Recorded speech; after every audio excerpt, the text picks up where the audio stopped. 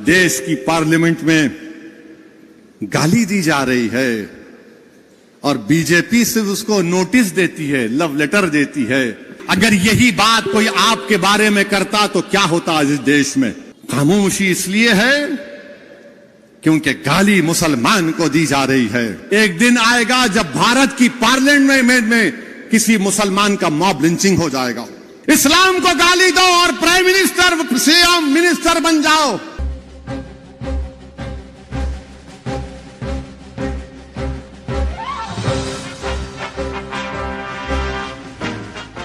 फिर हम देखते हैं कि भारत की पार्लियामेंट में एक बीजेपी का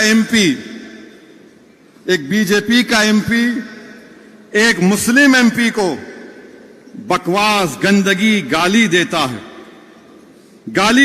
एक एक बात, मैंने क्या क्या बात बोलता है। लोग कह रहे हैं नहीं पार्लियामेंट में नहीं बोलना चाहिए था। अच्छा, पार्लियामेंट में नहीं बोलना चाहिए था? बोले कि नहीं, उसकी जबान खराब थी। अच्छा, जबान खराब थी? अरे ये तो अवाम का नुमाइंदा है ना, तुमने इसको वोट डाला। जब अवाम इतने लोगों को मार रही है, जुनैद नसीर को जला रही है, नूह में घरों को 300-350 घरों को बगैर कानून के ड्यू प्रोसेस को फॉलो किए घरों को तोड़ दिए, धर्म संसद में गालियां दी जाती हैं मुसलमानों को, रेप की धमकियां दी जाती हैं, तो ये तो तुम्हारा नुमाइंदा है। उसने गालियां दी, अच्छी जबान इस्तेमाल नहीं की। उस बीजेपी के एमपी ने, अरे वो तो गोडसे की बात कर रहा था, वो नाकाबिल कबूल है। हम तो रोज सुन रहे हैं ना इनको गाली। मैं जानता हूं, मेरी उम्र 8-9 साल या 10 साल की थी। हमारा घर हैदरगुड़े में था, पुराना घर। वहां पर हर कोई आरएसएस के लोग, जब कोई जुलूस होता तो हमारे घर के पास आकर पुकारते, सलाहुद्दीन ओवैसी कब्रिस्तान या पाकिस्तान। मैं और अकबर, हमारे एक ताया वहीद भाई जो बड़े ताकतवर थे, उनके साथ बैठते थे। वहीद भाई लकड़ी लेके भागते, ये 25-30 फीट छोड़ के भागते। मैं सुना हूं मेरे कानों से, आज मेरा बेटा सुन रहा है ये। मैं समझा कि शायद मेरी जिंदगी में खत्म हो जाएगा, मगर मेरी औलाद सुनेगी, आप सुनेंगे, बच्चे सुन रहे हैं।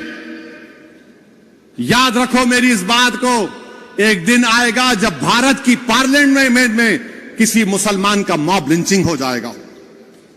वो दिन दूर नहीं है, वो दिन दूर नहीं है। क्योंकि हिटलर की जब हुकूमत थी तो हिटलर की हुकूमत में लिखा जाता था, यहूदियों से बच के रहो, ये जर्मनी के लिए खतरा है। आज यहूदी लफ्ज को निकाल दो, मुसलमान लिख दो उस पर। हमारे देश के वजीर आजम, कहां गया आपका सबका साथ, सबका विकास, सबका विश्वास? अरे नरेंद्र मोदी जी, जो आपके एमपी ने मुसलमानों के बारे में जो बकवास बकी है, मेरी आपसे गुजारिश है कि उसका चैलेंज करके आप अरब ममालिक के अपने हुक्मरानों को भिजा दो, या हबीबी इस तरह का हम इससे सलूक करते देखो मुसलमानों से, बुझाओ। क्या नरेंद्र मोदी अपने एमपी की स्पीच का अरबी में ट्रांसलेट करके मोहम्मद बिन सुल्तान, मोहम्मद बिन जायद को भिजाएंगे? आप भिजाएंगे उनको? बताओ देश के वजीर आजम। क्या तुर्की के अर्दोगान को भिजाओ? देखो हम इस तरह भारत की नई बिल्डिंग में हमारे पार्टी का एमपी ने मुसलमानों को इस तरह कहा है। देश के वजीर आजम कुछ नहीं बोलेंगे। जुनैद नसीर मर गए, वजीर आजम मुंह नहीं खोलते। ट्रेन में 3-3 मुसलमानों को नाम पूछकर गोली मार दी गई, वजीर आजम कुछ नहीं बोलेंगे। पीटा जा रहा है, सतारा में मारा गया, कुछ नहीं। अरे सतारा में तो जो बच्चा शहीद हुआ, अरे देवेंद्र फडणवीस तुम्हारे आदमी ने जुलूस को निकाला था। तुम होम मिनिस्टर रहकर तुम्हारा आदमी सतारा की मस्जिद में घुसता है मौत को लेकर। कैसे होम मिनिस्टर हो तुम देवेंद्र फडणवीस?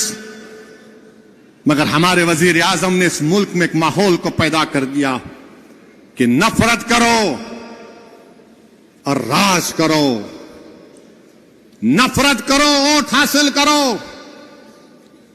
नफरत करो, सत्ता हासिल करो, इस्लाम को गाली दो, जीत जाओ इलेक्शन, इस्लाम को गाली दो और प्राइम मिनिस्टर, सीएम, मिनिस्टर बन जाओ, मुसलमानों को पीटो और इख्तिदार पर आ जाओ। अरे कब तक चलेगा नफरत? ये याद रखो, ये नफरत खत्म अगर नहीं हुआ, ये जो आग लगा रहे नफरत की आग, याद रखो ये नफरत की आग में सब आ जाएंगे। हम मरने से कभी नहीं डरे, ना कभी डरेंगे इंशाअल्लाह ताला। हम अल्लाह के नाम पर जीते और अल्लाह के नाम पर मरने वालों का नाम मुसलमान है।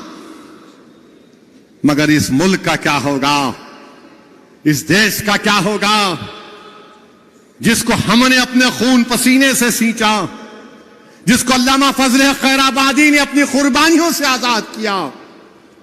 इस मुल्क को आजाद कराने के लिए हमारे उलमाए कराम ने जिहाद का फतवा दिया।